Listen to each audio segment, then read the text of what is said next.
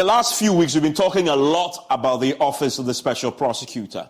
It's been 6 years since that office was established. So what is there to show? Why are we having this conversation? The Speaker of Parliament, he calls himself the number 3.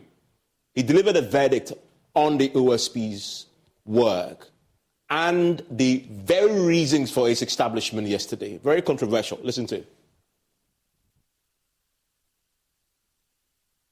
For the law you passed on the establishment of the Office of the Special Prosecutor, I did tell you that it was an act in futility. You were not going to achieve anything from that, but you went ahead to pass it. I disagreed with you, but I was alone. Well, I'm very clear in my mind that that authority is embedded in the powers of the Attorney General, constitutionally. Who delegated to who? No, but that is not what you put in the act. What you just need to do is to fund the Office of the Attorney General well and remove the Minister of Justice.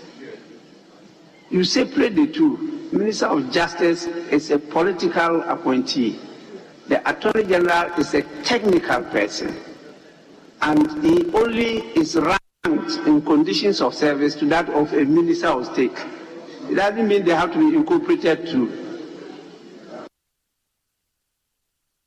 So an act in futility, he says, and that is fundamentally what the OSP office is for him.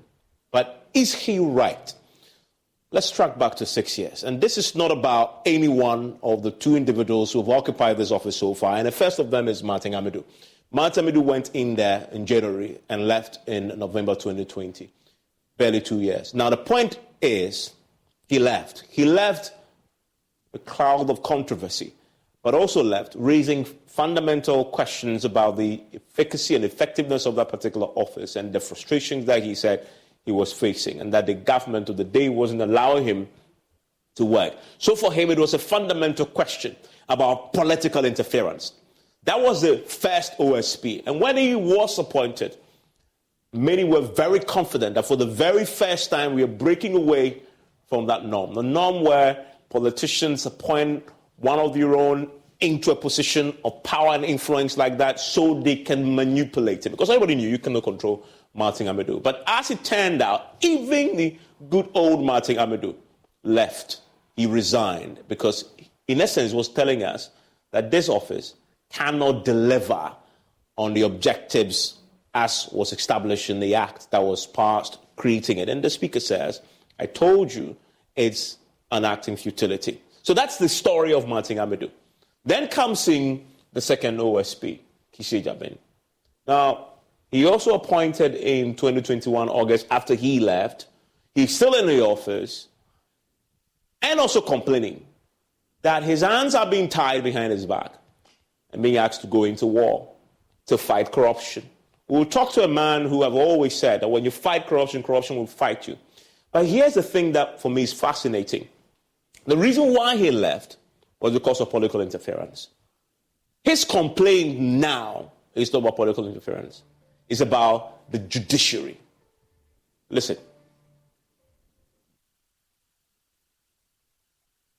You may disagree with us with the outcome of our investigation. That is a debate of the law. We're all lawyers. You got elevated to the bench because you're a lawyer. Law is not an exact science, so 1 + 1 is not necessarily 2 in the law. Depends on what you can establish. Then again, no one has the right in Ghana not to be investigated. And the statutory power to investigate for corruption and corruption-related offenses is that of the OSP.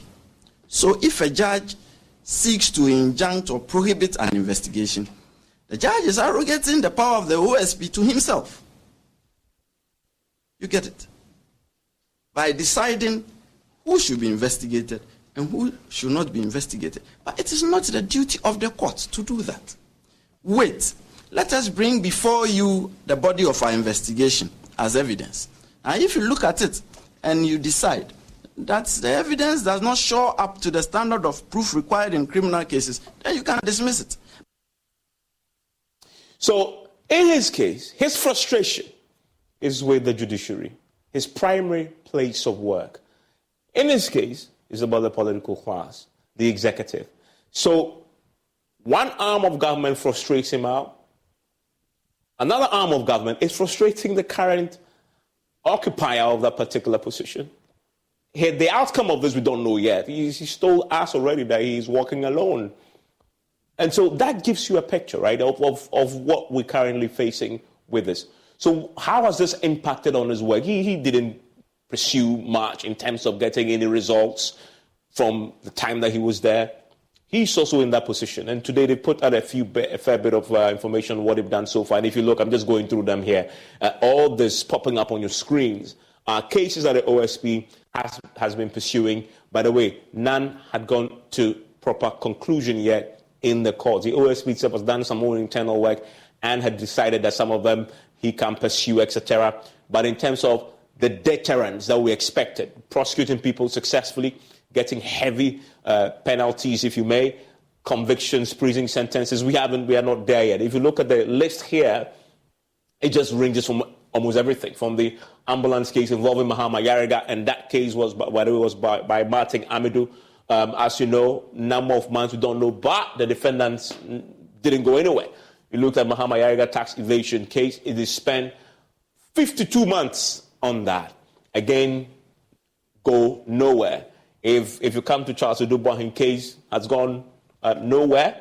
If you come to Custom Division, the GRA, that very controversial matter, again, had gone nowhere. They spent 15 months on that. It went nowhere. If you look at the illegal mining subject, it's under investigations. So if you look at this whole host of cases, it's not for the want of trying. The OSP is trying. It's trying to do something. But that something hasn't yielded the results just yet. Because the deterrent is when he succeeds in securing conviction, when he completes the case, but most importantly, when that completion leads to successful convictions. That's when people will say, goodness me, I don't want to do it. But he hasn't got that yet, right? So, and you see it all over the place. The speaker makes this point, which I just has played you there already. Now, there are many, many opinions on this matter. Everybody is trying to tell us what they believe in this matter. If you listen to Kofi Benton, he says, well, listen, give it time. And he disagrees with the speaker. We'll talk to him about that. But Martin Amidou has his own point on this matter.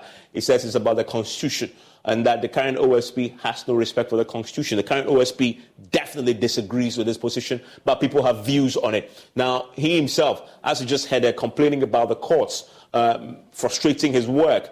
Will he succeed in this case? Will he be there for the entire duration of his tenure? We don't know. If the courts he believes are frustrating him, your guess is as good as mine, as you may. So, what really has happened when it comes to the resources he needs to do his job?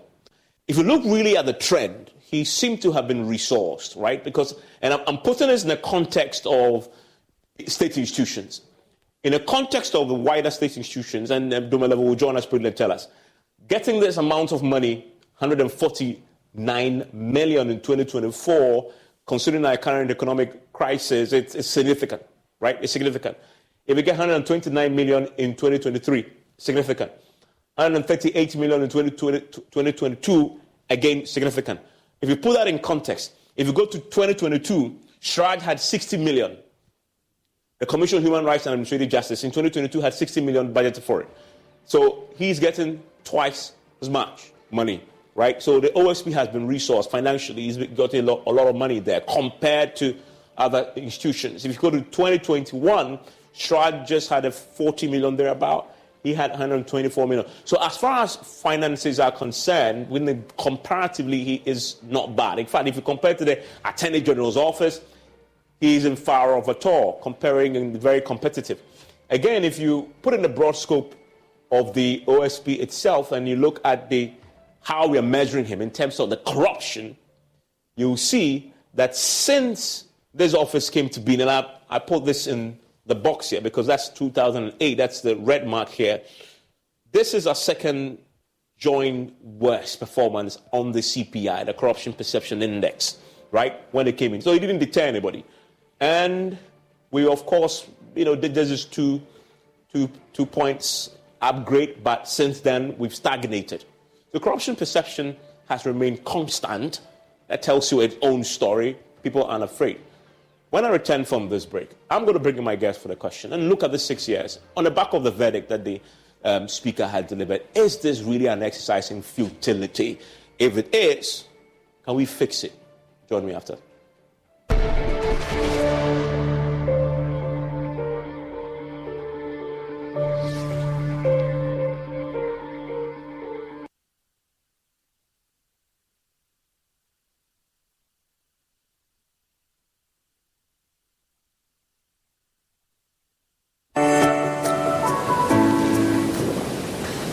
So cool, so clean. My newfound love and buddy, Aquadot's natural mineral water, made under strictly hygienic conditions with modern technology to ensure your quality. With Aquadot's natural mineral water, your safety is at heart. For bulk purchase, call 0257205656 or 0559765777. You can also visit us at Hatcho Ecomog Accra or Dotland Limited, Hatcho Rabbit, Aquadot Natural Mineral Water. This advert is FDA approved.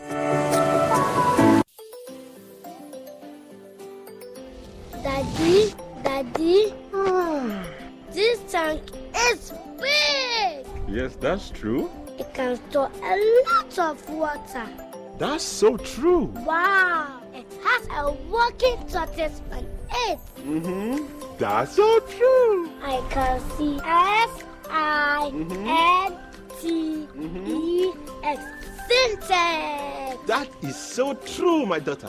When it falls down, it will spoil. That's not true. But why? Hey!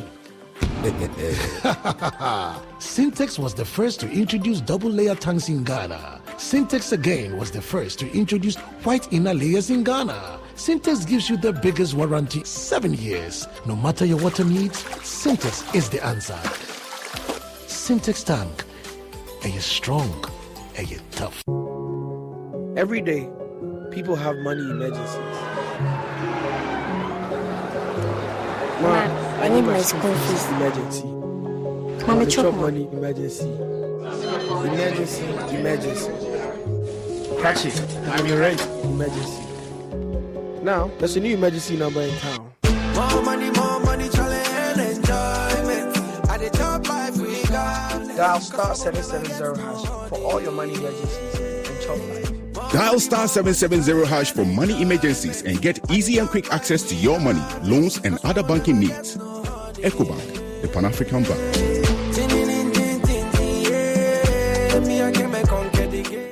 Ladies and gentlemen, we're going to demonstrate to you the superior properties of Flamingo paint.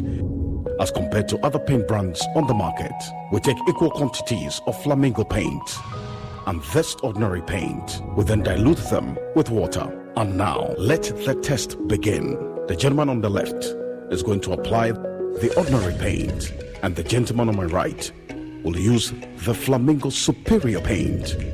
As you can clearly see, Flamingo has the obvious better hiding.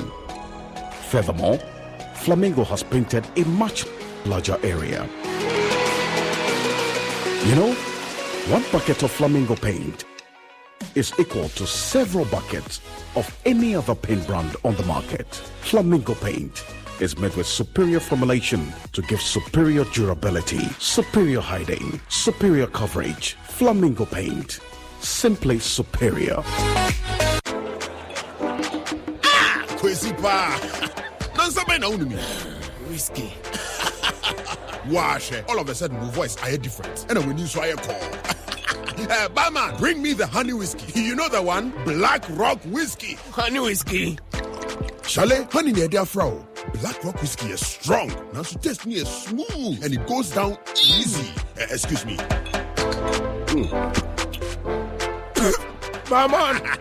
Barman, Bring my friend one Black Rock whiskey. Black Rock whiskey, blended with natural honey flavor. Hey, what's up? Batman. Hey, what the hell for Sikanton Sata? Black Rock whiskey, Kebby, the feel is smoothness, no. Drink responsibly. Not for sale to persons under 18 years of age and not recommended for pregnant women. This advertisement has been vetted and approved by the FDA. Afyaso! It's Christmas at the Evergreen Rattray Park with your superstation, Love 99.5 FM. Where are my bubbly little kids? It's the Love FM Xmas Kids Party! It's party and fun time for all the kids as we enjoy and make merry this Christmas. So parents, come with all the kids and let's have fun! Which school is good in these activities? Dancing, singing, choreography, picnic, horse race, lime and spoon. Register your school or Sunday school by calling 0245-594425. Says yeah. Santa Claus alongside Mickey Mouse will be there with loads of gifts. Remember, there will be bouncy castles, electric train, chuku-chaka, trampoline, horse race, a stationary aeroplane, TV games, and many more to play with. Face painting today, the corner there somewhere. Come, let's have absolute fun this Christmas at the Love FM Xmas Kids Party. Rate is 10 Ghana Cedis. Date, Saturday, 23rd of December 2023. 9 a.m. sharp. Xmas Kids Party. Bronya Baye da.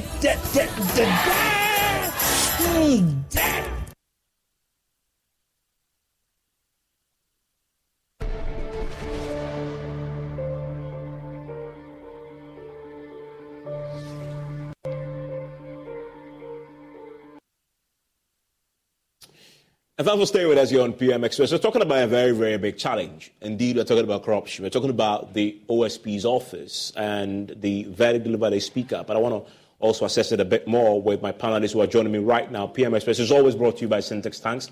It is strong, it is tough. Alumo Bitters, experience greatness in every moment. Ghana AIDS Commission and Syntex Tanks is the tank for you. They have the double inner layer tank for you. Now you can also have as many layers as you want. Syntex Tanks is the first to introduce the white inner layer tanks, and they introduce you to the customer specs order. It's bespoke. You can call them whatever size and preference, they'll have it for you. The Jeep Black Friday sales event is here with incredible deals on a wide selection of Jeep 4x4 vehicles. Right now, get 15% below MSRP for an average of $11,514 under MSRP on the purchase of a 2023 Jeep Grand Cherokee 4xe Overland or Summit. Not compatible with lease offers or with any other consumer incentive offers. $11,514 average based on 15% below average MSRP from all 2023 Grand Cherokee 4xe Overland and Summit models in dealer stock. Residency restrictions apply. Take retail delivery from dealer stock by 11/30. Jeep is a registered trademark. They have the longest warranty. It's 7 years. So whatever your water size or consumption, that need, if you have it, call them. Their agents are nationwide. Call them on 0244 335 168, 0244 335 168, or shop online at syntexgh.com. A strong, a tough. My guest joining me tonight is Daniel Domelevo, former Auditor General. He himself headed an institution that is in that same area that the OSP in, ensuring that there is public accountability across the board. I'm glad that he can join us. Yusuf Hussein is a man who was very instrumental at the time. At the time that the OSP Act was passed, he was a deputy ranking on the Constitutional Legal Affairs Committee. He has very strong views on this because the OSP is his baby together with everybody else who drafted it and worked on it and fine-tuned its very underpinnings. Vitus Azim is an anti-corruption campaigner, and for many, many years he was the head of the Ghana chapter of the Transparency International, the Ghana Integrity Initiative, and this is something that they all call for, an institution that will come bite. So let's talk about it. Mr. Demolov, I want to start with you. I want to start with when the Speaker sits in chamber and delivers a verdict we just heard, you pay attention. He says it's an exercise in futility. It's been 6 years. If you look back, would you agree with him?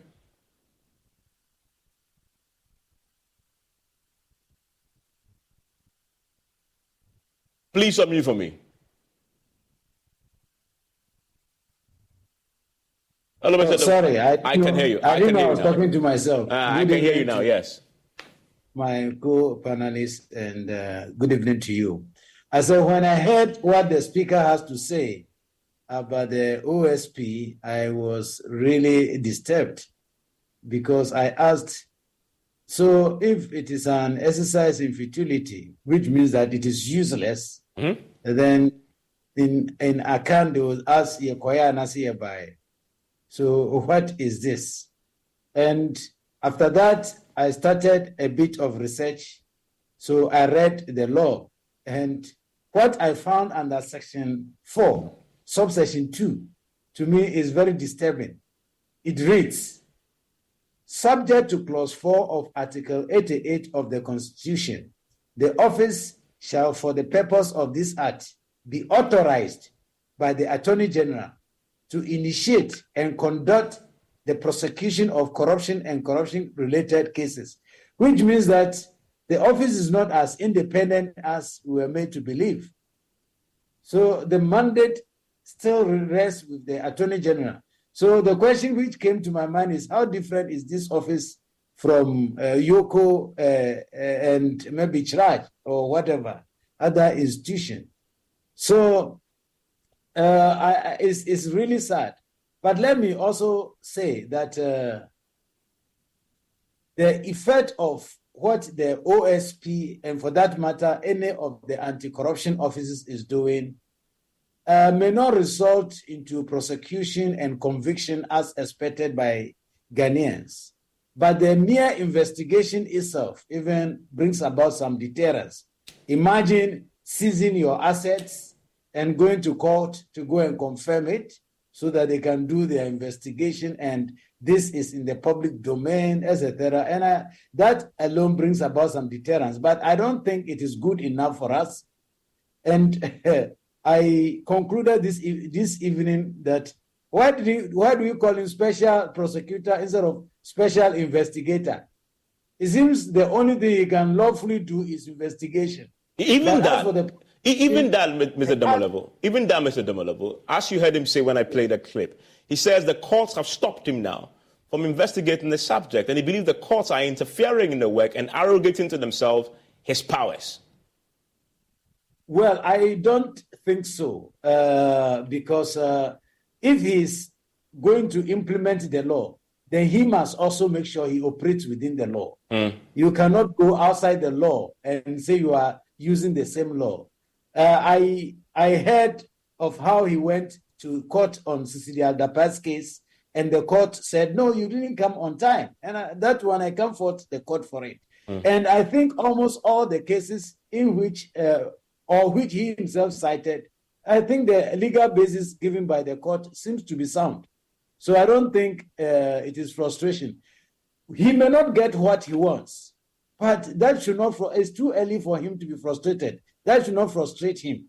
Because I think that even if all the judges are not interested in fighting corruption, we may have some of them who may be interested.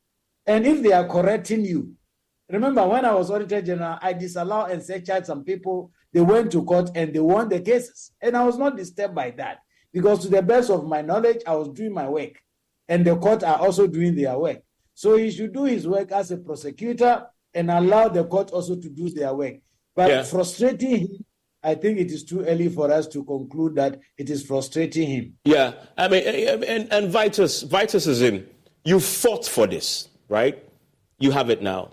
Now we're beginning to assess it. I mean, the last 1 month, we've talked a lot about the Office of the Special Prosecutor. Then you hear the Speaker deliver his verdict. Looking back on the fight that you and others put up to have an institution like that, was it worth it now, considering that 6 years on, it's very, very little you can point to as that thing that overwhelmingly justifies the creation of that institution in terms of successful prosecutions, convictions, etc.? I think it's not correct to say that I fought for this. What we fought for the decoupling of the Attorney General's position from that of the Minister of Justice. And I did this not alone. I remember I was on a public forum with Obeda Samoa, and the presentation was on this. We tried. Unfortunately, the politicians decided to water it down by appointing a special prosecutor that is subject to the orders of the Attorney General and Minister of Justice. So, as for the things that the speakers pointed out, the speaker is a member of parliament. He was probably in parliament when the issues were debated, and he could not change the mind of his colleagues or the parliamentarians, and they went ahead and passed the bill. You agree with him, though? Do you agree with him? No, I don't agree with him. Okay. Because, you see, truth be told, the expectations of Ghanaians was hyped by the president himself, going everywhere and boasting that he had appointed a special prosecutor to prosecute corruption case. And then, of course, the two occupants also increased that hype by speaking a lot about what they hope to do. So the expectations were high, and they haven't been able to meet those expectations. But that doesn't mean that they have not made any achievements at all.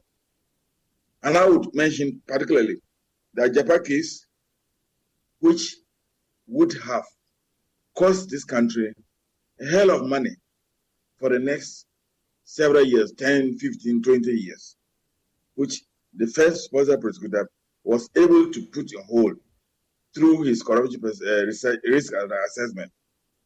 Then the TOR transaction, which the current special prosecutor has also been able to put on hold. The Labega case, even though at the end of the day he did not win the case, but at least he got them to pay some money to the state. The case did not win was not about the substantive matter of the case, it was about the individuals. So I don't even see that as a loss. But again, when you take a case to court, the final decision is based on what the judges see, what you present. The only blame you can get is to say that you did not build a good docket of the case for you to win. But at least you've taken it to court, and it's out of your hands. You cannot decide the outcome of the case. So when you look at these things, I think that it's unfair to the Office of Special Prosecutor or to both the first and the second special prosecutor to say that they have not done something or that the office was an exercise in futility. Why did the speaker even allow this to happen? And if he allowed this to happen, he's a member of parliament. Whatever decision the parliament took, he is bound by it. So it's unfortunate for him to come out and say this. Because parliament is a body. Parliament is a body. And so once the decision was taken by the body, you are part of that body that took the decision. And Mr. Fuseni, you obviously, as I've said at the beginning, you were very instrumental in shaping this particular act. If you listen to the speaker, he points to the very architecture that the OSP is anchored on. He almost suggests that architecture is defective, and that is why it was an exercise in futility. You were part of crafting this and shepherding this through the House.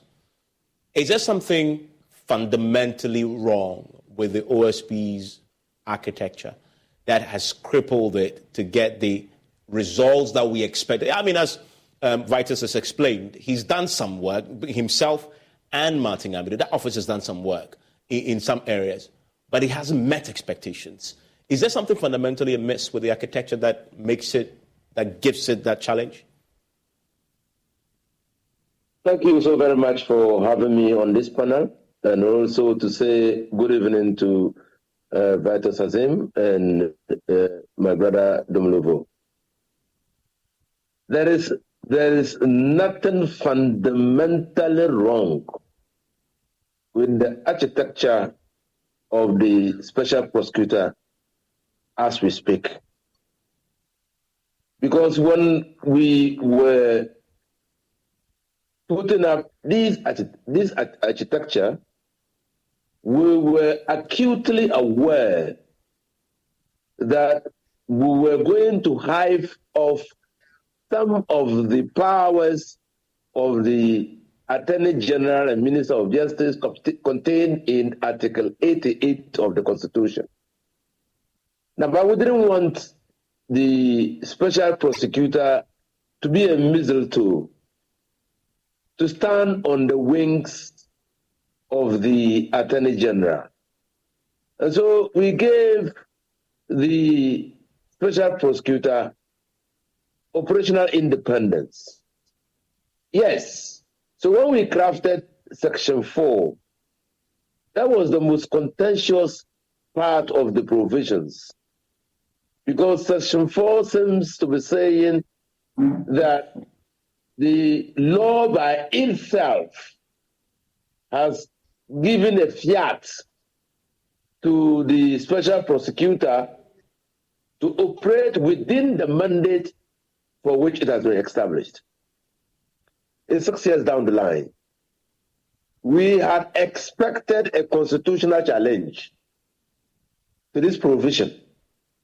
But it appears, like Vitus Azim has said, that because of the desire of the people of this country to see an end to corruption, or to see that corruption abates, they are prepared to live with the Special Prosecutors Act in the way it has been fashioned and give the Special Prosecutor the benefit of doubt. And so, yes, because Article 88 of the Constitution is quite clear, and no lawyer or anybody who reads the Constitution will be left in no doubt that prosecutorial powers of Ghana are vested in the Attorney General. And so, if you are going to take part of the prosecutorial powers, then you have to invest it in a special prosecutor. Mind you, even the initial bill called him an independent prosecutor, but we thought that the independent within the context of Article 88 might not be able to hold water. And that's why we changed independent prosecutor to special prosecutor, and also to give him operational independence. We also realized that if the special prosecutor had operational independence without financial independence, they could use the Attorney General's office could use its leverage, which it had over the special prosecutor, to muscle the special prosecutor to do as it pleases. So we also gave the special prosecutor financial independence, financial autonomy. And that's why the special prosecutor has a budget of his own. You remember the first fracas that emerged between the special prosecutor and the Attorney General was over the Give Mix platform. Yeah. Special prosecutor had not yet been inputted, and that was Martin Amidu, had not yet been inputted onto the Give Mix platform. The Attorney General, Madam Makufu, said, well, because you are independent, you have been given financial independence, I do not want to be seen to be asking for budgetary allocation for you because that might compromise your independence. And so, for the first year of operation, the special prosecutor was not able to draw down on his budget because he was not on the Give Me platform. So yes, it has been a very long, tortuous, difficult journey. But like Vitus has said, like Tumulovo have said, the fact that we have an Act 959, is enough deterrent. It's enough deterrent for public officers to know that the long arm of the law can catch up with them. I mean, but Mr. Fuseni, let's challenge that a bit. Is it really enough deterrence just because you have it? I mean, isn't the deterrence really in the prosecution, the sentences, the punishment? Because as you see, people are managing to weave their way through the Office of Special Prosecutor's arms, and he himself is complaining. All the political exposed people have not been nailed down just yet. Yes, so someone had to run to the court for the court to injunct the special prosecutor from arresting him. Okay? That shows how powerful the office is. Another person who was cited in the Lebianka case had to go to court to clear his name. And like Vitus has said, even though he cleared his name, but the fact still stands that the country was going to lose a lot of money by the acts of persons who were at the GRA in exercising their discretion to mark down the values of import duties that the company was to pay to the government of Ghana. And so, yes, there have not been prosecutions. There have been numerous investigations. Or even if there have been prosecutions, there have not been conviction, because I know that the Ajanim Boaten's case is in court. Yeah.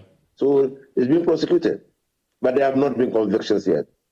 I did not think that when we were passing the law in 2018, thereabouts, we were thinking that within the space of a year or two, the special prosecutor will lock up many people and retrieve a lot of stolen property for us. It requires a lot of hard work. And what we need to do is to support the special prosecutor. I've told you, and I'm saying it again on this platform, the office of the special prosecutor has not been weaponized. They have clearly been weaponized. It hasn't been or has been weaponized? Has been weaponized by? Yes. No, has been weaponized by the office itself. We now know that there's a weapon to fight corruption. Okay? We don't know. And so, if anybody who has reasons to believe, just a few days ago, somebody was saying that he wanted to go and mass up before the office of the former president, a private office, to demonstrate on the Airbus issue, and was inviting the special prosecutor to reopen the matter. So clearly, it's a weapon. Clearly. Just like causing financial loss. Okay. And so, what we need to do is for us to support the special prosecutor. There have been instances where we have not been amused at all by the conduct of the special prosecutor, and we wouldn't mince words. For instance, in the first time the special prosecutor went to court on Cecilia DePa's case, he had clearly misread the act, because the act, section 32, talks about going to court within a time frame after the seizing of the property. And he read the activities that were involved in the seizing of the assets from numerous houses as one activity, and only started counting time from the last activity. The court said, no, it appears, and the provisions of the law are quite clear, that after every seizure, you come to court within 7 days to confirm the seizure. We were not amused at all. Also, we were not amused that he was not able to freeze the assets, because I don't know who he was trying to protect. You know, in the first affidavit for freezing the asset of Cecilia DePa, he did not provide the details. And so Cecilia DePa was emboldened when Joy FM put out the details to get the lawyers of her lawyers to write to Joy FM to challenge the figures. Who was the special prosecutor protected? Was he protected? So we were not pleased at all. And how do you intend to go to court with a blank check and secure an injunction? That is not possible. You see, I have said it and I'll say it again. And all my co-panelists know that you don't fight corruption in the dark. It must be transparent. Your activities in fighting corruption, you must display a level of transparency. And you must disclose all activities connected with the fight. It does two things for you. It wins you public confidence, and you are able to carry the people of the country along with you. So it has not been rosy, but I will be hesitant in recommending the scrapping of the office. Okay, stay with now, me. Stay with me. I'll come back to you on the speaker point. But then on the level, clearly there's a gap between the expectation and the reality. How do you propose this gap is bridged?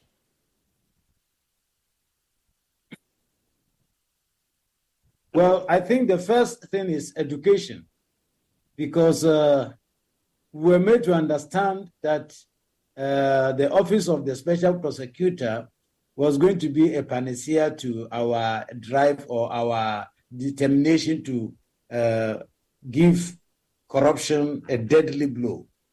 But it seems it's going to take a lot of steps and effort to get there. So we need education to let people understand it's a gradual process. And again, to also understand that the law usually favors the accused person. So it is for the special prosecutor to prove beyond reasonable doubt that the guy is actually corrupt. So it's not just a matter of we hearing that Daniel is corrupt, then it means the court would necessarily convict Daniel. But let me also say that I completely agree with the submissions that my co-panel have made. It is not always getting conviction for corruption that we are going to be using as measuring the performance or the effectiveness of that office. If that is the case, then it's going to be a problem or problematic. What I think we should look at is the extent to which they are preempting or preventing some corrupt transactions to go on. Honorable mentioned some of the cases. And of course, Mr. Vitus also mentioned those cases. So the mere fact that they came in to do corruption risk assessment stopped some of the cases. And that is huge and should be applauded. So if we are waiting till we see somebody in jail before we say the office is effective, I beg to differ. Because we may not easily secure a jail sentence for somebody, but we may be able to protect the public purse. Because the money which should have gone is now with us. A Japan deal, I don't know whether it's going to resurrect again, but at least it is in coma and may die. We pray that it just dies. We pray that many others that has been stopped, they all die off. And that to us, to me, is a significant gain. Thank you. Okay, so I want to bring it back. Vitus, on that point, you started that point about not only about prosecutions, but also about stepping in there and preventing corruption. But as it stands now, there is this cloud of uncertainty around the Office of the Special Prosecutor based on his own public utterances. On that same question, how do you get it to achieve its full potential? Well, I don't think that there's any uncertainty about the Office of the Special Prosecutor. But if you listen to him, and the accusations about the judges, but he said he was not going to give up. Just that he pointed out the challenges that he was facing. He did not say he's going to give up. I don't understand Chewy very well, but what he said meant that he will do his best, and when his time comes, he will go. In any case, the individual is not the office. So even if he goes, another person will be appointed. So the point now is, what do we do? I think that I'm not a lawyer, but it appears that the special prosecutor and his staff need to always take the law to guide them. In each particular case, it probably requires some aspect of his law and the Constitution and other laws in existence to guide him when it comes to prosecution, so that he does not do anything that would make him fail again. I know I've heard some lawyers who have said, look, he knows the law, he should have taken the matter, he should have appealed to the appeals court and continued to the Supreme Court if he was not satisfied with that decision. Maybe that's another way to go. He should not get frustrated just because at the first point of call, the court has ruled against him. There are ways to go up and go appeals court and Supreme Court. But the important thing is to build a strong docket, using all the information at his disposal so that when he gets to court, the case will not be thrown out. But of course, the other aspect of it is for the government to help him to overcome the initial challenges that he faced. And I think some of them have already been overcome. The official premises, but even with the official premises, the Office of Special Prosecutor does not have regional offices. And if he doesn't have regional offices, he's going to be overwhelmed if everybody has to come to Accra, apart from the cost of transport that will, and place to sleep, that will frustrate people from also coming to the office in Accra. So that's an area that we need to do.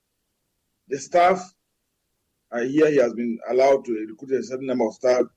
Whether they are adequate or not is another issue. And so these are some of the things that we need to go. Then the lack of cooperation from other state institutions is an issue. It's not just the judges that he's complaining about. I think Martin Amido also complained about the police or some other body that was refusing to give some information. Yeah. And then sometimes the government may even come in to complicate the matter by why is the Office of Special Prosecutor is investigating a case. The government may also decide that another anti-corruption institution or state institution should investigate. And so you just mess up the whole thing, making it difficult for the special prosecutor to carry out his work. So these are some of the things that we need to do. Now, I saw you displayed the graph on the budgetary allocations. Yes. Evans, budgetary allocation is different from disbursements. You're right. Don't just look at what the budget says they have allocated to individuals. You need to now go in and find out. By the middle of the year, how much has been allocated? Has been disbursed. And at the end of the year, how much has been disbursed? Is it because there was no money in the available, or the Office of Special Prosecutor himself failed to do his work? He did not go through the procurement process and all that. So that is another thing that you need to look at. Budgetary allocations need to be actually disbursed for the various purposes that were allocated, and also not just disbursed to the organization, but for the organization to also use the money for the purpose of which it was requested. Otherwise, we are not making headway. And I've said that when you're in glass houses, you don't throw stones. So the Office of Special Prosecutor should know that Ghanaians have an eye on the office. Both those who are being investigated and the rest of us. So the Office of Special Prosecutor should not do anything untoward that will attract public criticism. And Daniel Demelovo, on that point about the allocations to the Office of the Special Prosecutor, I'm just curious to get your thoughts on it. When I showed that graph, and you were the head of that particular important service, you're the Auditor General. In your department, I remember that time, resources was always a challenge. So when you hear he gets, for example, 149 million next year, 129 million 2023, 138 million in 2022, 124 million in 2021. Put in the context for me, knowing what you know when you were there as the Auditor General, if you hear these numbers, is he getting the full backing, at least financing-wise, to do the job? And also the comment around what has been allocated and what is actually disbursed. Yeah, thank you. What we need to know is what Mr. Vatus Azim has just said.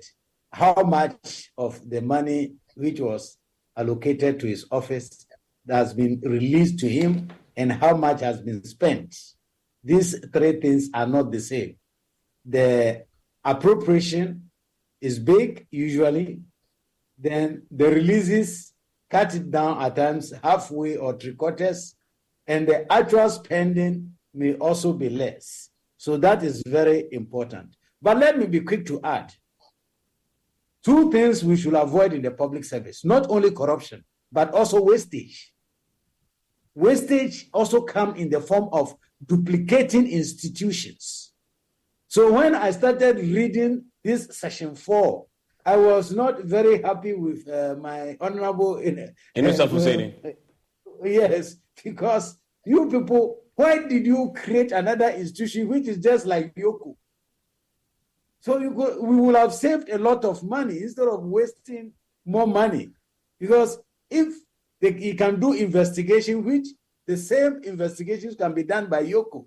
At the time, their law also mandated them to do almost all investigation, not even special investigations. But then they could not prosecute. They needed permission of the Attorney General. So if Yoko existed and could be empowered to do this, now, I think Vitus talked about not having regional and district office. Do you know the effect of that on our budget? It's huge. Mind you, Auditor General has got head office, regional and district offices. Yoko has got head office, regional and district offices. What do you call it? Charge. Commission for Human Rights has got head office, regional and district office. These are unnecessary overheads. The creation of duplicated institutions by themselves is also unnecessary burden on our budget and must be equally avoided, just as we want to avoid corruption. So I thought the members of parliament not do as the best thing. They could have looked at the existing institutions and said, look, Mr. President, you brought a law to create this, but there is something in a resemblance of what you want to create already. We will just empower them to go ahead and do what must be done. In that case, assuming we picked Yoko, and gave those mandates to Yoko, they have the regional and the district offices already, and we may not be spending so much money. At the end of the day, the wastage must be avoided. That is the point I want to make. Yeah. So that disturbs me, because even the institutions which are fighting corruption are becoming one too many. I don't know what will be created by the next administration, and I don't think it's helpful. And I need to ask all of you a final question. I mean, Mr. I want to start with you, which is, give me your scorecard, 6 years. If you're scoring the office out of 10, where will you put it? Hello, Mr. Domalebo. Why so? I thought the question was for Vitus. No, it's for you. But this is very brief. You're scoring the office out of 10 because it's been there for 6 years. Where will you score it? I'll score them 6. Okay. Mr. Husseini, what will you score it? Well, I do not know how to score them. No, out of 10. Because there's more they could have done. I mean, clearly, I mean, they're doing well, but there's more they could have done. There's more room for improvement. As an old teacher, I won't pass them, but I won't fail them. So you put fair. You put them on 5? I'll put them on 5. Fair. Okay. And just before you go, I have a curious question for you. That same clause that Domalebo had been quoting on the mandate of the office, 4.2, there's 4.3, there's 4.3, which says Parliament can also, in the public interest, request the office to investigate alleged or suspected cases of corruption-related offences. So it's not only Attorney General that directs them to prosecute. No. Attorney General, even read the 4.2 well. Yeah, 4.2 says office shall, for the purpose of this act, be authorized by the Attorney General to initiate and conduct. Right? Yes. But so, I'm curious. I want to ask you. That provision takes the discretion of the Attorney General to give a fiat away from him. Yeah. So that was the purpose of that thing. So no, that's fine. And that's fine. It's not in doubt. My question is just on the 3, the Parliament role. The 4.3 was to the effect. For instance, if Parliament, through the Public Accounts Committee, finds that a public officer has engaged in corruption which has not caught the attention of the investigative authorities, Parliament can refer such officer to the special prosecutor. So it's just like Parliament being a person in this case to refer a person to the special prosecutor. And that I asked that because as we've always complain. The Public Accounts Committee does great work. Look at the Auditor General's report. Recommendations are made. Attorney General doesn't look at it. Nothing happens. And yet, I am yet to hear, if this has happened, somebody should correct me, I'm yet to hear Parliament actually requesting the Auditor General, the Special Prosecutor, under this provision, to investigate the corruption-related matter. I think it's time that we get Parliament to do so. But let me, before I go, let me state clearly that the Act 959 was not a private member's bill. Act 959 was sponsored by the executive, was brought to Parliament by the Attorney General.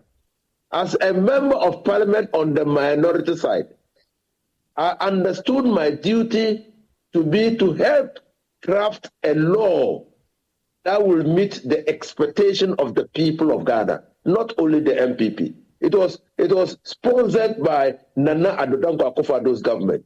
But as minority, we felt that we had a duty to ensure that the law was fit for purpose. That's the first thing. The second thing is that we use our best endeavors to do that. But that does not mean that the special prosecutor can't sleep on the job, because fighting corruption is difficult. Yeah. But lastly, when Vitus mentioned, I wasn't Vitus, or the Mulevo mentioned that there must be regional offices. So I think that we need to credit the special prosecutor with the prosecution of the Northern Development Authority case. Yeah. Because that case had been investigated and referred to the Flagstaff House or Jubilee House or whatever, or Julobi House, and it was kept under the files for a long time until the special prosecutor demanded the files and initiated proceedings on the matter. Mr. Hussaini, I'm grateful. I'm grateful that you joined me. Vitus, thank you very much for joining me. Also, Dana Demelevo, thank you. Enjoy the rest of your evening. I didn't score.